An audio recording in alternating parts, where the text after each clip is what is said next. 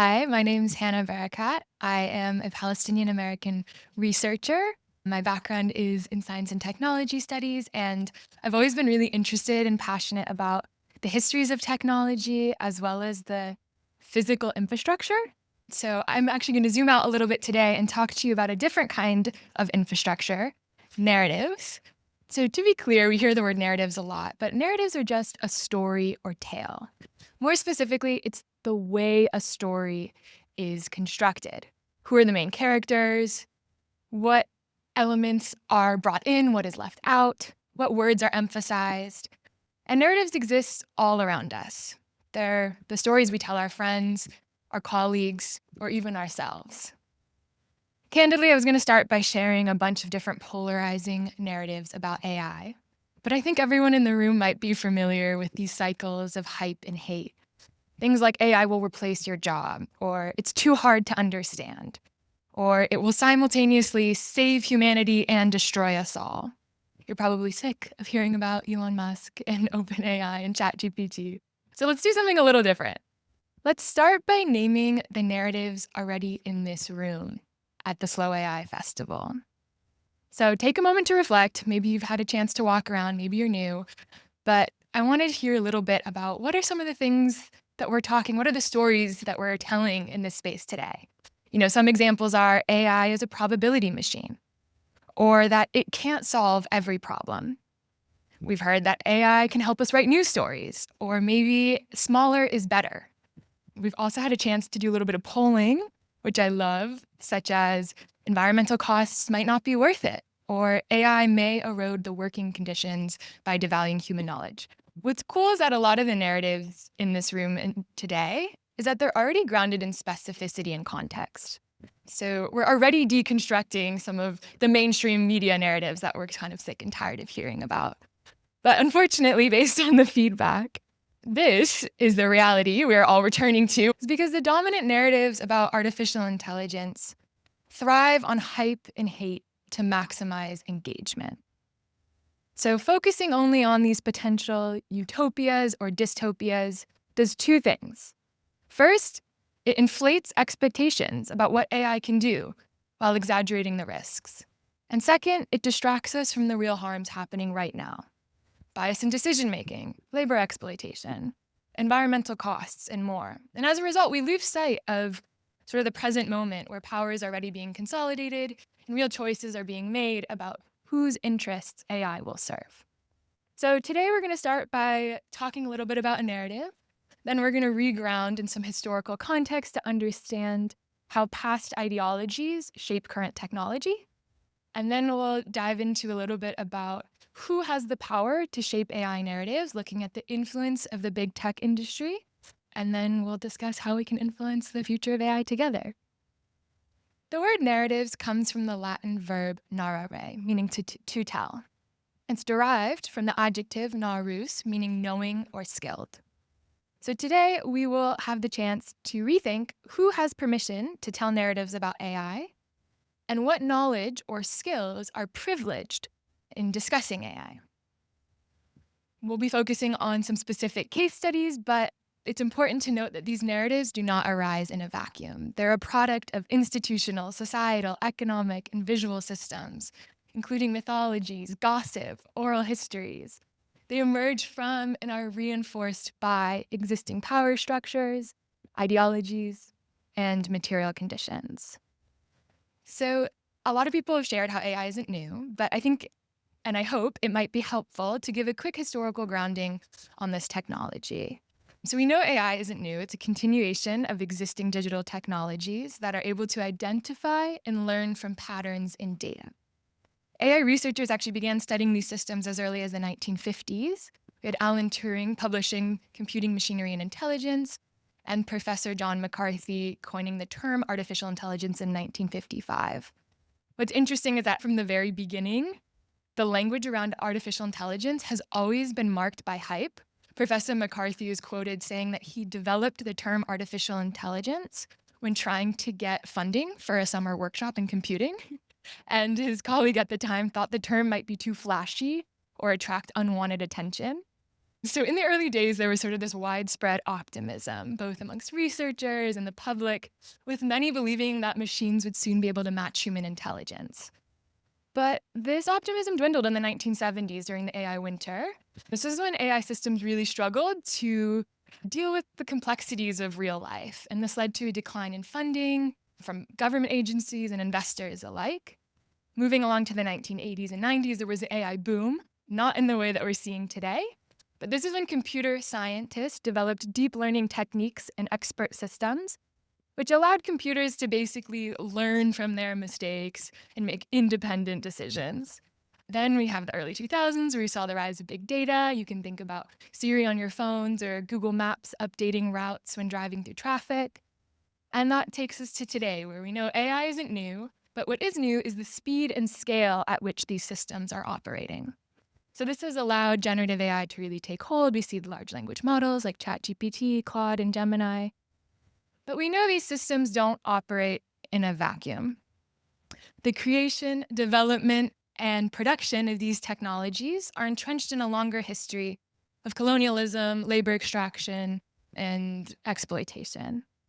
Academic Lisa Nakamura quotes, "Looking inside digital culture means looking back in time to the roots of the computing industry and the specific material production practices that positioned race and gender as commodities in electronics factories.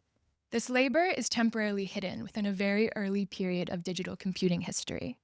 We can see this hidden labor as early as the 1960s with the development of microchips. Fairchild Semiconductor Company in early Silicon Valley hired indigenous Dene women to build their microchips because they were, quote, skilled weavers who worked for low wages. Lisa Nakamura highlights how this kind of high-skilled female cultural labor shaped most of computing. The microchips at Fairchild went on to influence Intel's microprocessors, which, fueled most of computing today. And unfortunately, this labor came with high toxic costs. So as early as the 1980s, local news began reporting on nausea and dizziness that these workers were experiencing. And since then, Fairchild has been cited for illegally discharging toxic waste into the waterways.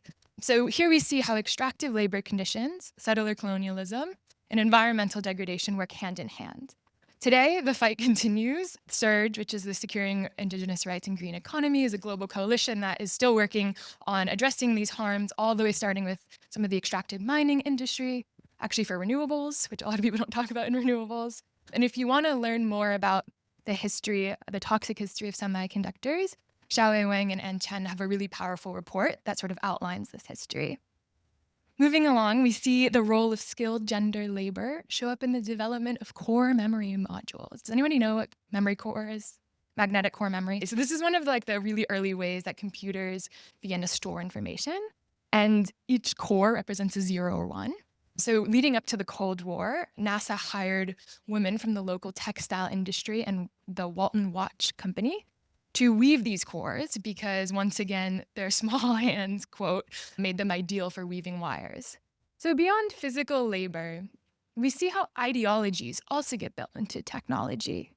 One of the first attempts to use technology sort of in the mental health space came in 1966 with the creation of the first chatbot. Professor Joseph Weizenbaum designed Eliza to sort of mimic a Rogerian psychotherapist. And he found that people really quickly started treating Eliza as if it understood them. This today is called the Eliza effect, which is the tendency for humans to project human-like traits onto computers like empathy or understanding, even when they're just following simple programs. So Jeff Nagy is a historian who has a great piece in Just Tech on this, and it talks about disability and diagnosis and sort of some of the mental health chatbots we're seeing today. Another really interesting example of how ideologies get coded into machines is statistical correlation. Correlation is one of the main ways that machine learning finds patterns by grouping information based on similar points. So it is a technique that underpins a lot of the technologies we use, but we're not often dealing with on a daily basis. And the ideologies behind statistical correlation and k-means clustering actually come from eugenicists like Francis Galton and Carl Pearson. And these scientists believed that humans should be grouped and bred based on similar specific traits. And you can see how that laid the groundwork for modern statistical methods used to help machine learning cluster information based on similarities. Wendy Chun has a fantastic book called Discriminating Data that actually explores some of these empirical formulas and how they're rooted in social science, in this case, homophily. Another example is sentiment analysis. So, sentiment analysis is a machine learning technique that's used to analyze text and detect emotions by classifying the text as positive, negative, or neutral. Again, I'm speaking in very high level terms here. But the origins of sentiment analysis go back to World War II in the United States when similar methods were developed in Japanese internment camps. What was interesting about this history is that in an attempt to control the detainees' behavior, they began classifying people's emotions as positive, negative, or neutral. In Sensing AI, which is one of Wendy Chun's new books, she draws a connection between these really early surveillance tactics that, with the goal of modifying people's behavior, and connects it to modern platforms that, monitor and track all of our behavior, classifying it in different ways, but at scale. The list goes on. We can think about text to image models like Stable Diffusion that were trained on child sexual abuse material. People tasked with reviewing this kind of content moderators, are experiencing PTSD behind the scenes every day, and recommender systems are tuning themselves to maximize some of this harmful content because it's highly engaging. And let's not forget the data centers and the infrastructure at the root of it all, which are leaking toxins into both the air and water in communities that are already carrying the weight of these burdens. So I bring together all of these different examples to highlight that these systems are always socio-technical. The notion that AI is new or the next frontier distracts us from the underpinning material systems of labor, the environment, and historical context. But this language of newness isn't just marketing.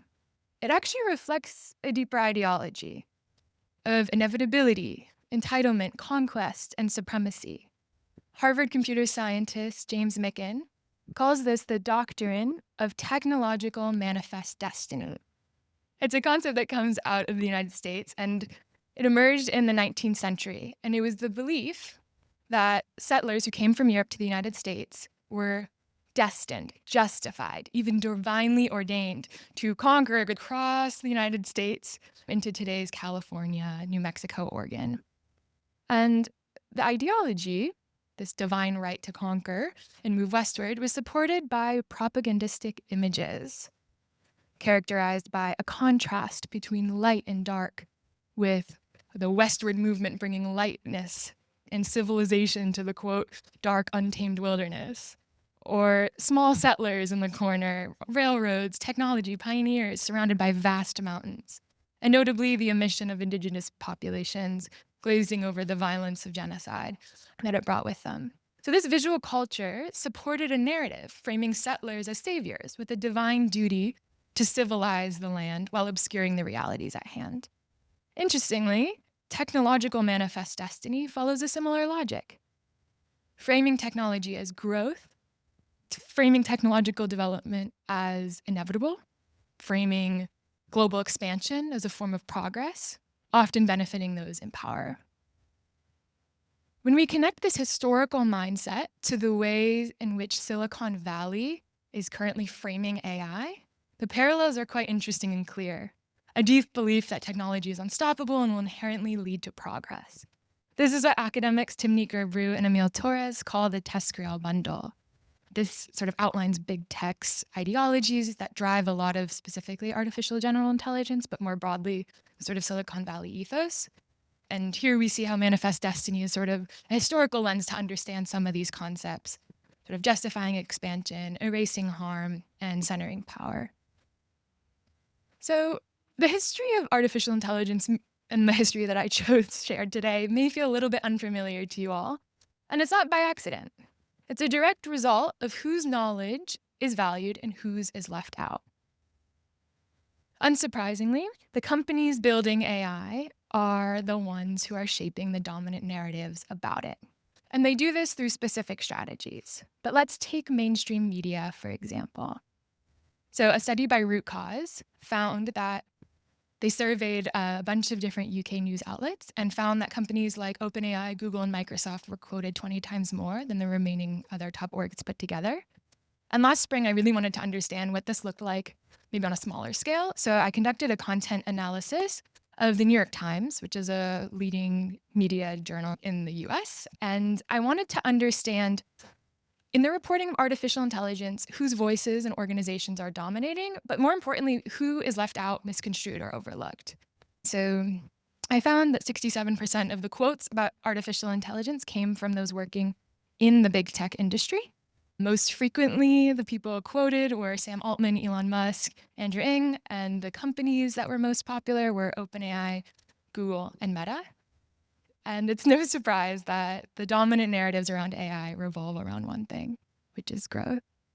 But beyond these quantitative insights, I wanted to understand a little bit deeper what was happening on a qualitative level. So I identified 4 key narrative patterns that I'll share with you today. The first is the notion of expertise. While the New York Times often refers to many of its sources as expert, there's a subtle distinction in how they use the term. People from the tech industry are often referred to as experts, while academics, civil society organizations, artists, nonprofits are cast as outside experts. The seemingly small separation between experts and outside experts actually goes beyond semantics. It's indicative of a broader trend, where the assumption that the people best suited to understand the technology products and their capabilities come from within the commercial tech industry, while those who deal with the impacts or maybe study it from an outside perspective are typically cast as critics or skeptics or contrarians, despite the content of what they're saying. So to illustrate that a little bit clearer, I have some examples. I decided to zoom in on the civil society voices and found that 5.6% of the quotes about AI came from civil society voices. And here are some examples. In one example, there was an article that focused on a lawsuit that X, formerly Twitter, sued a digital rights research group. And one of the chief executive officers was quoted. The court ruled in favor of the research group, which was great, meaning that they were able to do this research. So instead of discussing the content of the quote or the encroaching restrictions and censorship to digital human rights research in the United States, the article pivots and focuses on Elon Musk's other lawsuits. In a different article titled "Dozens of Top Scientists Sign Effort to Prevent AI Bioweapons," the leading title suggests that the article would be about concerned scientists preventing bioweapons. Instead, the article pivots and focuses on OpenAI and Anthropic's perspective on chatbots being used for bioweapons.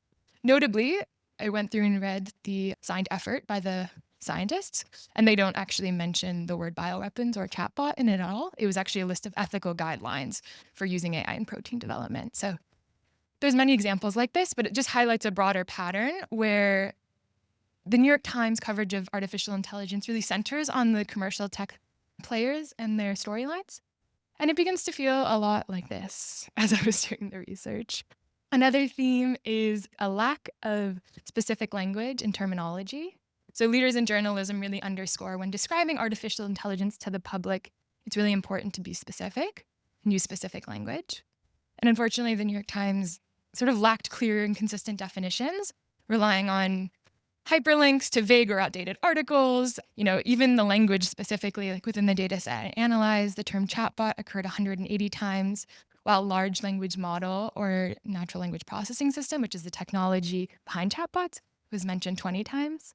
And even in the cases where it was mentioned, I would click on it and it would lead to a glossary of definitions about AI, where a chatbot was defined as OpenAI's commercial LLM, which does not tell someone who wants to learn what a chatbot is very much. So it felt a little bit like this, just a lot of buzzwords, not a lot of context to understand the rogue mention of environmental or social harms. So if you really wanted to understand what was happening, it's kind of hard to do from the current mainstream media narratives. And finally, there was the classic hero versus villain literary trope, which we know. In this case, it was Anthropic versus OpenAI, the United States versus China, humans versus machines, sort of fueling this polarizing narrative. So citations are political. Who is quoted, cited, and featured in an article can reinforce existing hierarchies by amplifying some voices and marginalizing others. These narratives are crafted through a range of mechanisms, but this is just one way. Another one is linguistics. Language, like metaphor, shapes how we think about artificial intelligence. In doing some of the research, I connected with Daniel Stone, who's another researcher studying the different metaphors used to describe AI, and he created a really cool taxonomy. This is just some of them, classifying the different metaphors. So for instance, you could see disease, healthcare. So AI systems are spreading all over. Or the metaphor of time, race, for instance. So AI development is racing ahead, leaving regulators lagging behind. These narrative mechanisms work subtly and quietly around the rooms that we're in, but actually play a really key role in shaping our perception. Another one is visual culture. As we saw with Manifest Destiny, visual culture played a really powerful role in shaping people's perception of the West in the United States. Here we can see how visual culture around artificial intelligence, features blue code or glowing brains or humanoid robots. So all of these elements, citations, imagery, language, come together to sort of create a feedback loop that ultimately shapes how AI is discussed, whose interests it will serve, and what regulations are or are not put in place. I want to invite you to reframe AI not as new, but as an extension of all the things you already know, both in terms of power and in terms of resistance. I'll leave you with 3 provocations. The first is rethinking the urge towards optimization and efficiency, which we're doing here at Slow AI Festival, but specifically asking optimization for whom. As many have shared many resources over the past few days, and there's a lot of cool art that's already engaging with how we can disrupt these narratives and systems. But some examples that come to mind are Nightshade. It's a tool that basically lets artists change the pixels in their art before uploading it to the internet so that if it's scraped for a model to train on, it'll basically cause the model to break or behave in unpredictable ways. Another example is Stable Bias from Hugging Face, which identifies racial or cultural stereotypes in AI-generated images. And then there's gig workers, so people who work on platforms and apps that are using AI tools with unions to track wage theft on their platforms. The second is localized co-development and co-creation. This is something we've had a lot of fun doing. But something I want to highlight here is that more data does not necessarily mean more trust or better outcomes. So take surveillance, for example. Surveillance is typically harmful, especially for communities of color. But speaking with a lot of these communities and working alongside them in the work I've done, surveillance is actually a bit more nuanced, especially for communities who are often already assumed guilty from the start. So for instance, nannies often welcome hidden cameras in their workplaces because it feels like a form of protection because they're often wrongfully accused. Or for instance, in my community of Palestinians, we rely on Facebook to communicate, even though they're training on all of our conversations on WhatsApp, because the ability to see one's last name and their mutual connections and where they're located gives us a sense of trust and a trustworthiness, even if the technologies themselves are often ill-fated. So as we've discussed today, the notion of ground truth in data science or clustering and correlation isn't always as empirical as it seems. And so there's a real opportunity to think about how we can build technologies that reflect collective sense-making rather than individualist modes of production. And finally is to approach development and the development of technology across its entire life cycle. The language of ethical or responsible AI often falls short because it doesn't fully address the power asymmetries and historical context. We see harm being reduced to percentage of accuracy or a dollar amount or an error rate. But in fact, it's often the entire life cycle that needs to be included, beginning with the effects on land, labor, and communities. So for instance, one example is just the hype around AI has led to a boom in hyperscale data centers, which are already leading to intense water shortages all over the world, including Spain, Chile, Mexico, and the US, leading to electricity outages, strain on the grid. And as AI is integrated into a lot of new fields, it compounds an existing problem of dark data. Dark data is data that's no longer in use, or maybe is unprocessed, or is in a semi-structured format and isn't useful anymore. It's estimated that 80% of the data in the world is dark data. So we're using just like the tip of the iceberg. And that data is really costly. Sean Scanlon is an artist who's actually playing with this idea of digital trash and dark data. He's created a project about recycling trash data, more on an individual level, not the corporate level that we probably need to focus on. However, the goal is to highlight the absurdity of this drive towards automation at all cost. We're also sort of seeing the pendulum swing from being chronically online to romanticizing offline, like calls for like decompute, return of film and analog film, and my favorite, which is walking outside aesthetic. Yeah, this is a good one. So by shifting how we think about artificial intelligence, we can move beyond the dominant narratives and we open the door for more creative uses and collective well-being. Yeah, I just want to say thank you all.